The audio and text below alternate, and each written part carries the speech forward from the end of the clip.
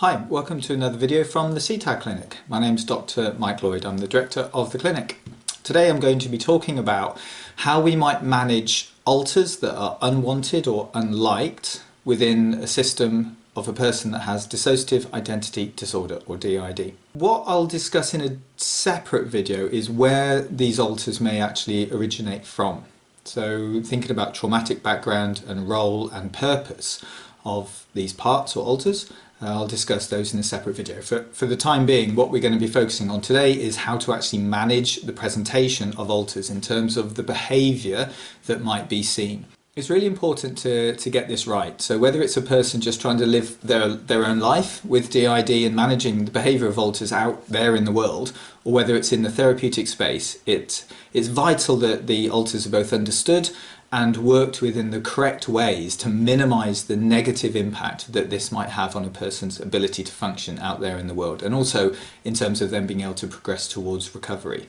To start with, the most common presentation of such alters that are unwanted is the impulse to get rid of them. This is something that I hear a lot from care staff or people who know the person with DID very well. So any part that's not liked or not wanted is considered to be got rid of as the sort of primary strategy. And it's often a goal for people when they enter therapy is to say, I just want to get rid of everything and I just want to be myself, and that's all I'm interested in. And we have to work very carefully with that because that effectively won't work. So the first message is that getting rid of alters that you don't like is not going to have a good outcome. So we have to find a different way of doing it. And the key really is to compromise, negotiate and understand. The way to manage in the big picture is to be empathic and to be curious. So every alter that has a behaviour, whether it's liked or not liked, there'll be a purpose behind it. Again, I'll discuss some of these things in a different video. But if you're able to understand what that purpose is and be empathic towards it, I try and like to think of it that an alter has a job. And if that job is to be aggressive or violent or to take things or to destroy things or to insult or intimidate or humiliate or whatever it might be, that can't be a good job to have. And if we can be empathic towards the part that is effectively given that role for whatever purpose, come back into the trauma history of the person, that's not a really great place for them to be. And they can often feel very much on the edge and on the outside looking in and are pushed away on a regular basis by the person or by society. And if we're able to bring them in, so what we do is we welcome them in rather than force them to go away, which may go against the instinct of the person, which is I just don't want them, I don't like them, they cause me grief. To actually say to that person, we've got to make friends with those parts. Almost to the point of like the more the negative behaviour might be, the more aggressive or the more dangerous it might be, the more important it is to bring that part closer into the fold. Think about energy. If a part has enormous amounts of energy, that they can be destructive and violent and they can scream and they can rage and they can insult and hurt, that's a huge level of energy, but it's not regulated. So it's like an explosion going off, and if we're able to harness the power of that explosion and make it work for us as individuals, whether therapists or people with DID, then what we do is we interact with a force that allows that person to really gain strength and power. So for example, if you have an alter who is fighting or constantly shouting or screaming at people, it could be that they're triggered into that as a result of an external threat. Now, we might not be able to deal with that threat for ourselves, but if we have this part that can come in and manage that threat for us, wouldn't that be a great thing to have? So what I'm saying is that many alters may become this unwanted or light thing as a result of fear of the environment. That these are parts that are essentially trying to protect the individual, but they're doing it in a way which actually isn't particularly well understood.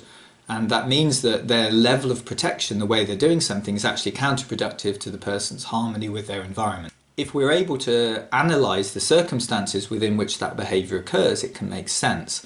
And being able to manage a part that is misunderstood by making sense of the reason behind that part's behaviour, then what happens is we reduce the stress levels and start developing this sense of curiosity towards that part. Again, instead of pushing away, we're bringing in. Another aspect to remember is that often people talk about these as abuser alters. So they may have a a sense about them. They may have a personality characteristic, an identity that is similar to that of an abuser or a perpetrator that has hurt that individual in the past.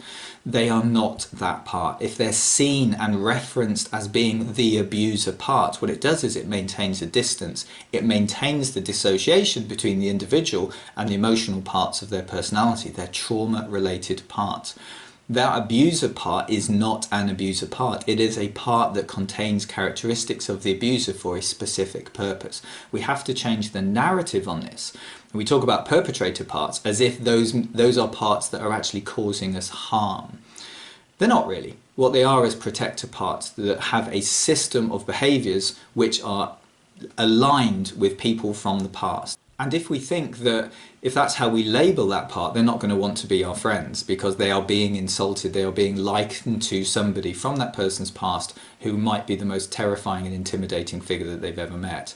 So putting them in that reference is really not going to bring them into our team. They're going to keep them away, and we have to make sure that that doesn't happen. And these parts are often stuck with that frame of reference, that they can't move, they can't progress forward because they are limited by this sense of having to be in this behavioural mode about force or about aggression or about violence. And we have to really deconstruct the whole issue around what that means for the individual so that we actually develop a communication with that part so that they are willing to come and join us. So one of the things that might be happening is that a part can come out and behave in a very angry way because secrets might be being discussed or the trauma might be being spoken about in a time in therapy which is too early for the individual to be able to effectively regulate and maintain safety and security whilst discussing. So if we think we're going to talk about issues that might trigger one of these angry parts to come out and act in this defensive way, is that we ask whether it is safe and permissible to be able to discuss these things first. What this does is it builds a greater sense of collaboration, and that's really the goal of dissociation, to start associating parts with each other. So if we have parts that are on the edge of things, that are pushed away or kept at distance because of their behaviour, we lose the ability to actually bring together and form a team, and that's where the collaboration and the negotiation starts taking place. Another example is for parts that are unliked because of different types of behaviour. So it might not necessarily be that there's violence or aggression. It might be that their behaviour is actually just causes the person problems in the real world. So one of the things that I can discuss with people about in therapy is parts that spend money. So a key part of DID is that amnesia, and one of the questions that we always ask when we're assessing this is whether or not things have been found in a person's possession that they can't account for. But what that means is that basically stuff is in the house that they don't remember buying, and that might be because a part has bought that. These days people get parcels delivered and they don't know what the parcel is until they've opened it. They check the bank accounts, they realise that something's been bought, so a part has literally gone online and bought something which has come into the house and the person can't account for it. That can be very expensive for people. And one of the ways of being able to manage that is to, if you understand what it is that that part wants, is to negotiate with them about the correct way of being able to buy these things. So let's say if you're out in the shops and you get an instinct, you get a sense that there's something that needs to be bought. It could be colouring books, it could be a hat or a jacket, or it could be toys. And you completely refuse that. You push away, right? You keep the limit away from that person. So you don't allow that part to be able to buy the things. The part has the power to be able to come out, take over and buy those things, and you do not remember doing it. The next thing that might happen is that you're outside somewhere in the street with shopping bags and you have no idea what it is you've just bought. What I would say instead is to have that understanding walking around the shop that that part is capable of doing those things and offer them choices. So to walk through the shop and get a feeling, an impulse towards a certain section of the shop to buy something, but to remain in charge, to be able to say to that part, I'm aware that you might want to buy something, but I don't have an awful lot of money, so how about we just look around the shelves, and if you're able to guide or influence towards something that you may want, I will make the decision on the behalf of how much money we've got as to what gets bought. So you sort of get a version of what that part might be looking for without maybe the whole lot. So instead of say buying a whole massive great big painting set that might cost £30 or £40 is that you buy a small colouring pack that might cost £4 or £5, and that allows the part to at least feel that they've been listened to and they've been heard, respected. They don't always get what they want, but it makes it happen in a much more safe and useful way for the whole of the individual, i.e. the team. There we go. This is a reminder that we have to understand what behaviours are all about. So this is the systematic analysis or deconstruction of a behaviour and the conditions leading to that behaviour taking place so that we can understand exactly what it is the alter wants. And I think in my clinical practice, what I've learned over the years is that if you're able to work out what an alter is really looking for, what they need in order to find some sort of peace or equilibrium in their life, they're less likely to resort to the big tactics. So if it's a part that it becomes aggressive and violent, if secrets get shared, is we have to limit how we actually hand over those secrets.